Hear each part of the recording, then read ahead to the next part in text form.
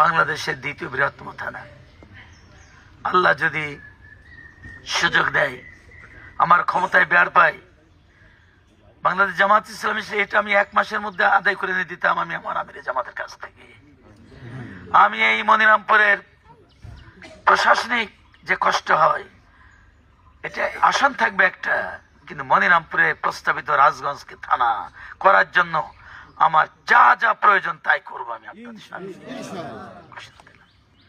এটা মনিরামপুরের আরেকটি থানা হবে। থানা হলে আমাদের লাভ, চাকরি বাড়বে, সরকারি অবকাঠামো বাড়বে, উন্নয়ন হবে, বাজারের উন্নয়ন হবে, ব্যবসার উন্নয়ন হবে, রাস্তাঘাটের উন্নয়ন হবে, 2টা হাসপাতাল হবে। এখন তো একটা হাসপাতাল, তখন তো 2টা হাসপাতাল হবে।